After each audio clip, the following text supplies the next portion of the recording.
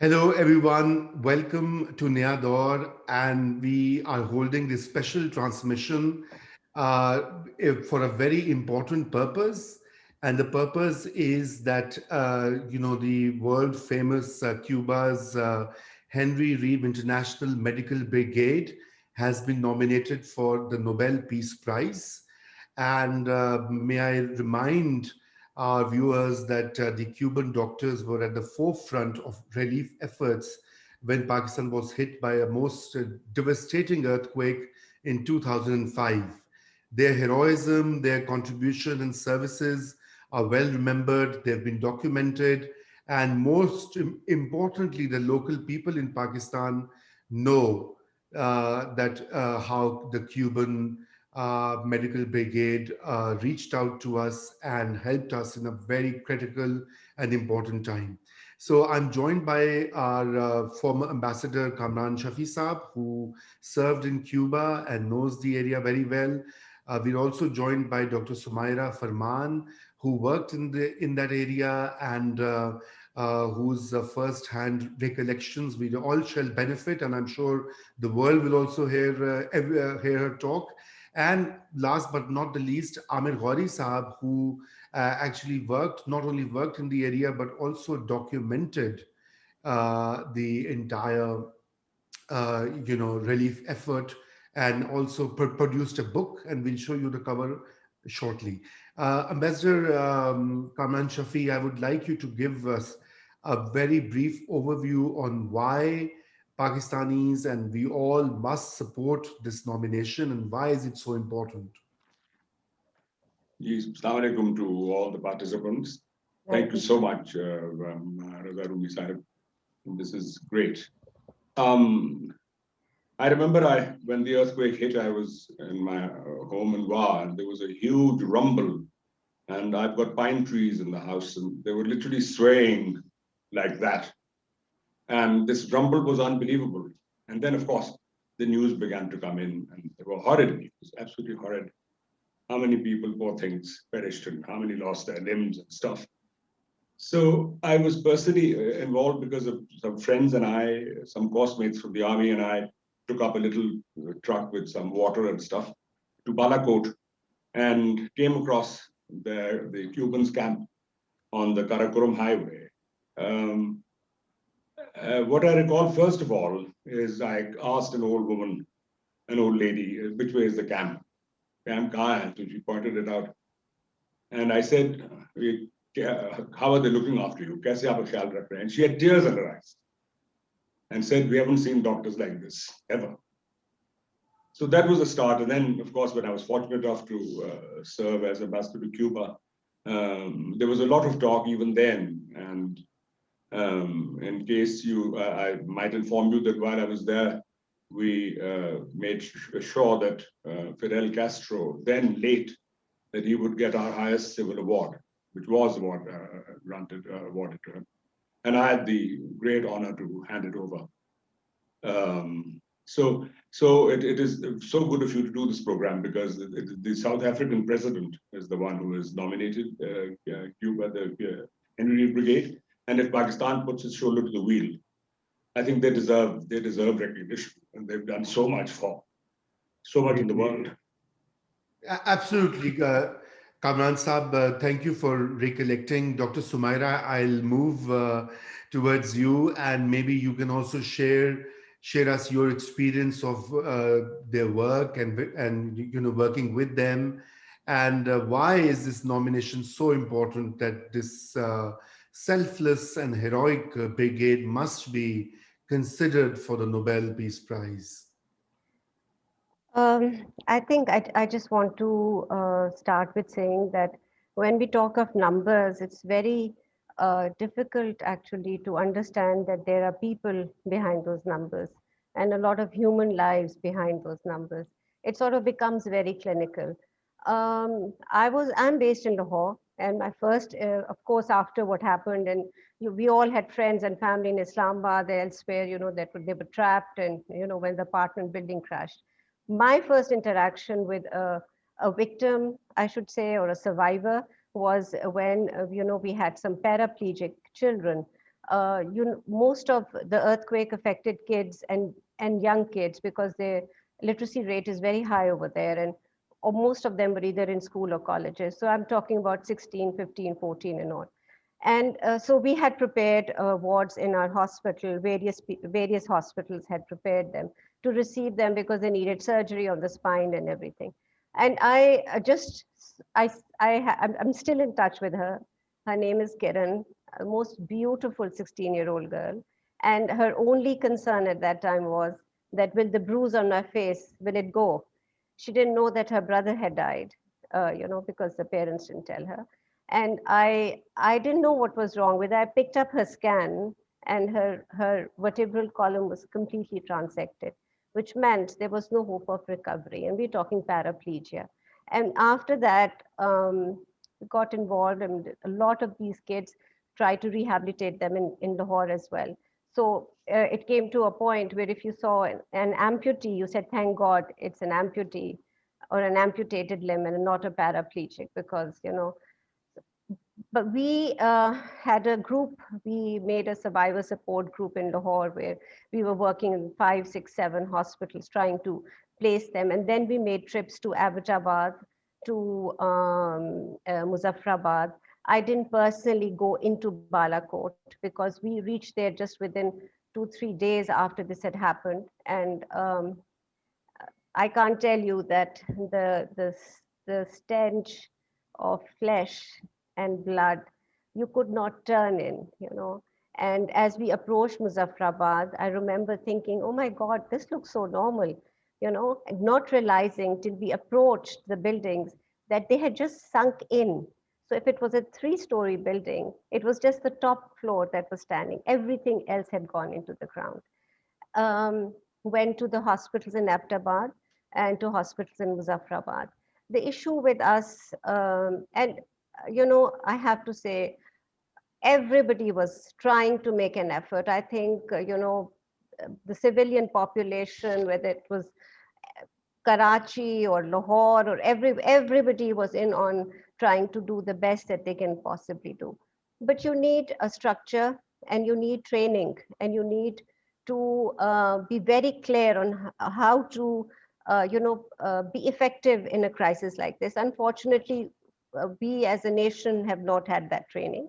So everybody was looking to somebody to sort of lead the way. And going to the hospitals and the government hospitals and all. So you had these victims or survivors who were all over, and so there was no cohesion. I remember going from one hospital to the other. Fine, we're a group of doctors, and we were writing down the names and trying to find out what are the needs, what is needed to be done, and whatever. So at the end of that long day, finally, we got to this field hospital, and it was a tent hospital right outside. And turned out that this was, one of the Cuban brigade hospitals. And I walked in, and I can't tell you, it was like, okay, so you have these beautifully done up, clean rooms, clean beds, ventilated, and the patients bathed, wearing, looking so well taken care of. Everything was spick and span. Just walking through that, it was a surreal experience for me. And I was like, oh my God, I mean, look at this, and how much you wish and hope and want to get to that level. Because obviously, aap kaam karte ho, you want to do good work. I mean, what's the point otherwise? And this was repeated in Muzaffarabad as well. And then, of course, later on, I wasn't part of it, but I know that they did so much work in Balakot as well, in other areas. So I think I just have to say that uh, it is, I think, being human at the best possible level, where there's no bias, no prejudice, nothing. It's just humanity. These are God's creatures trying to help other God's creatures who are hurting. um, uh, it was um, it was just wonderful to see. And, they inspired everybody else as well, that this can be done. And Cuba, they, as well as, of course, we had people who, I know that a lot of other teams had come in that helped out as well. And of course, then our doctors had teams who were coming from the US as well, and Lahore, Islamabad. We had taken over hospitals, and we would rotate, we would go on weekends and, follow through on those patients and all, because it was hugely tragic, because these, it didn't kill them. It just made them crippled in many ways. And so how to now function with this life? How do you transfer somebody with a paraplegic? What, all those skills I had to learn, because that was not my area of expertise. But how beautifully they guided and how humanely they did it. Honestly, it was just wonderful, absolutely inspiring for all of us. I think it gave hope to everybody. um, I don't have any words to say other than this. I think it was just one of the most beautiful acts of godliness that I have ever seen. Lovely, Yeah. lovely to hear that. Aamir Ghauri Saab, you also documented the destruction in the wake of the earthquake, and you wrote this book, A Divine Destruction, with really stunning photographs. We'll, of course, show them to the viewers as well. But please do share your recollections and your experience there, and in particular about the role of the Cuban doctors. First of all, thank you very much for doing this, brilliant program. We are in the middle of Ramadan, and this earthquake happened in Ramadan. And I seriously wish that Henry Reeve's International Medical Brigade wins this award.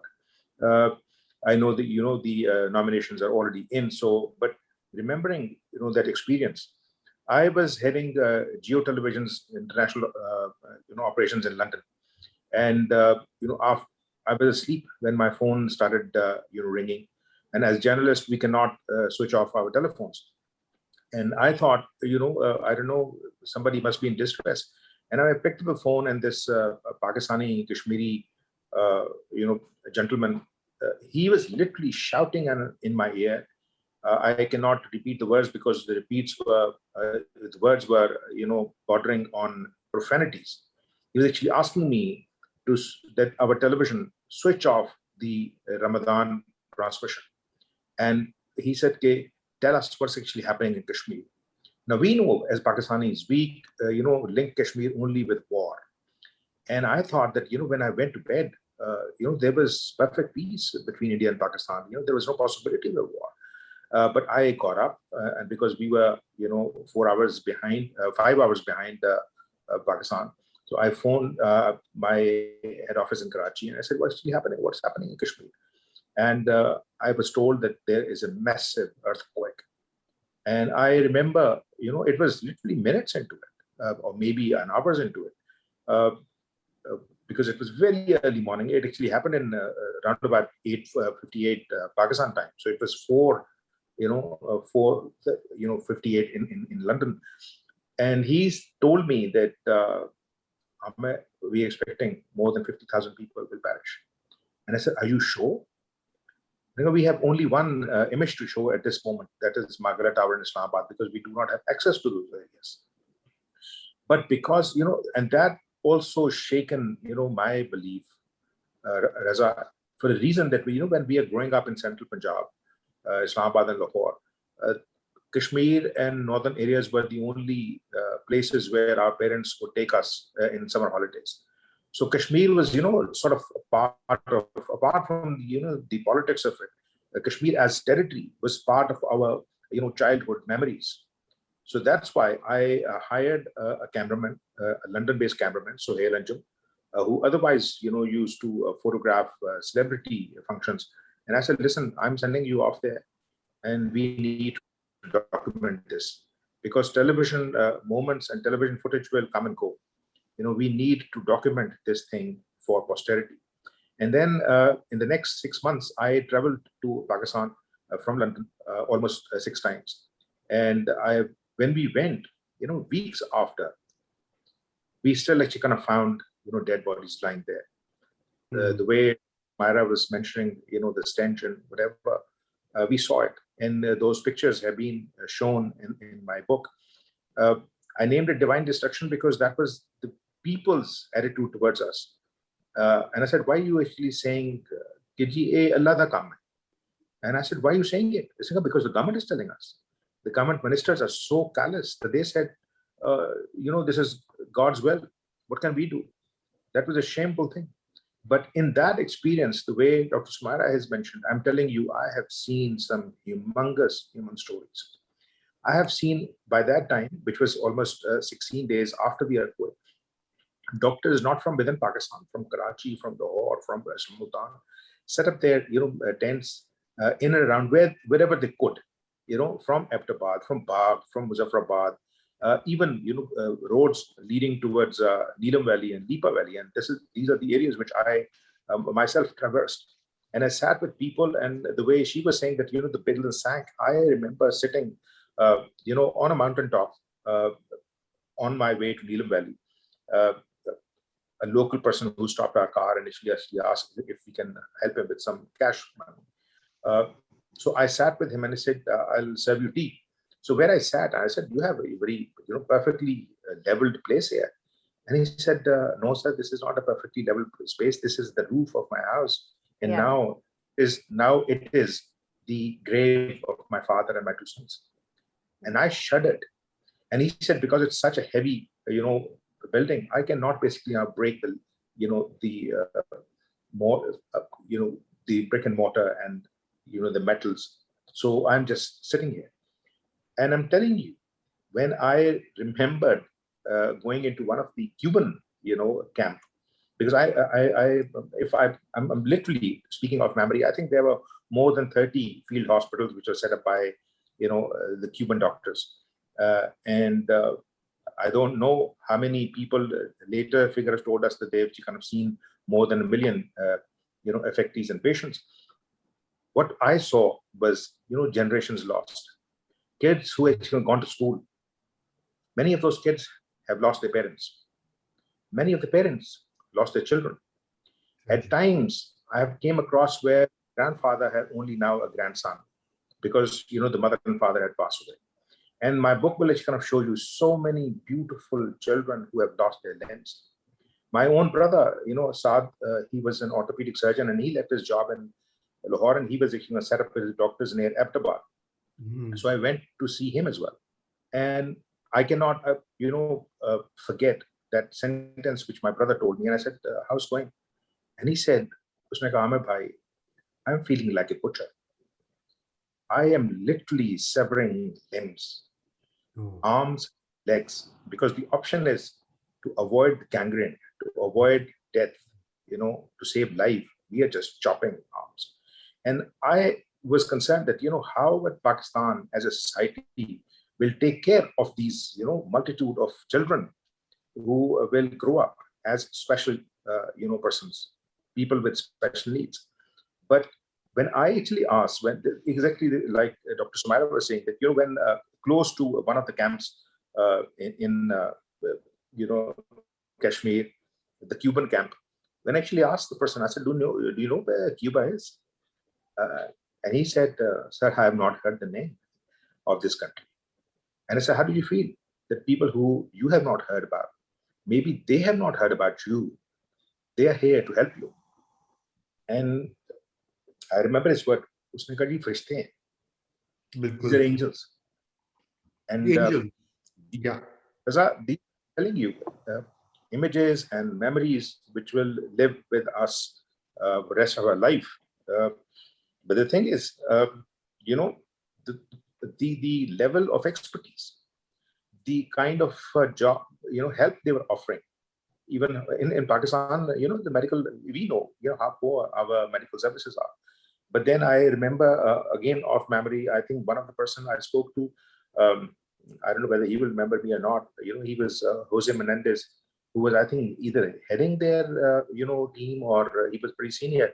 And he was saying that, he was thinking that before going back to his country, he would get in touch with medical schools in the region, like Islamabad or Lahore, and even if he can, offer lectures in primary medical care or infectious diseases or whatever he saw there, experience non-transmissible diseases. It was an experience where I think and the enormity of the group which have come here and the number of people they have seen. We have heard a lot about. And last thing before you move on, when I went back and I was working on this book, because this book was later launched by the British Prime Minister Gordon Brown. But just before that, the Pakistani Prime Minister Shaukat Aziz at that time, he came to London, and I attended that function in number 10 in the British Prime Minister's residence with Tony Blair was the Prime Minister, to pay homage to the British team, because we know they sent the first sniffer dogs which were sent to Pakistan, and they arranged Chinook helicopters from Afghanistan as well. I wish that Pakistan had recognized the services of the Cuban, medical team. I wish that Pakistani Prime Minister or President should have traveled to Cuba to say a personal thank you. It never happened, And I'm that you of a terrible past, but this is what we can do. And I'm seriously wishing that this medical brigade gets this award, because at times we see that a lot of politics is involved in these awards. I wish they work. And by the way, when he told that they were formed in 2005, I think that was their first biggest test. This brigade was formed or created in 2005, and within months, I think they were sent to Pakistan. They came to Pakistan to attend, because you must be remembering that that year was pretty horrid for the world, because we had actually seen tsunami, the Indonesian tsunami before that. But amazing work, and hats off to them. Thank you, Ghauri Saab. Ambassador Shafi, I think I would like you to give the final comments, and then we'll close this transmission. Our purpose is that more and more people hear your voices, the experiences of Dr. Sumaira, Ghauri Saab's testimonies, and Kamran Saab, your views, so that we can put our bit in this campaign and for the Cuban doctors. Yes, what we need to do, Raza, is to push our government to second this nomination. There is always time, and we should do it with this film, for example. This film could go to the Nobel Committee. Why not? Yes. And let us also remember that this was solely due to Fidel. It was him. And it's a little anecdote, but I've tweeted it already, but let me say it here. There is a gentleman in Havana by the name of Mr. Abraham Masiques. He is the head of Palco. Palco is the biggest real estate company. It runs supermarkets, grocery stores, etc. And it is the one that rents out to diplomats. That is there. So when I met him, we talked about this. He, of course, because I was from Pakistan, I would call on him, and he came straight to the Cuban Medical Brigade. I said, "What do you know, Senor, about this, Your Excellency? What do you know?" And he told me. He said, "I was asleep, and I got a phone call from Fidel." And he says, Masique, have you heard about the earthquake in Pakistan? And he said, "No, Jefe, I haven't." Jefe is chief. So he said, "Well, there is an earthquake, and I want you to get the Henry Reeve Brigade ready," which had been set up by then. I wanted you to get it ready and do it in 4 days. He says, 4 days? For God's sake, Jefe, can't do it. I just can't do it. I mean, I'd do anything for you, but because they went back a long way to the revolution. And he says, "I can't do it. Please, some more time." He said, "Okay, 7 and no more." So can you imagine this? A country, a small country, not a rich country, a brave country, suffering under sanctions even then. And their creed is, this is so important for us to understand, their creed is Cuba gives from what it has, not from what it has left over. Because there's nothing left over. They just have that much. And from that, they gave this to us, 2,500 people.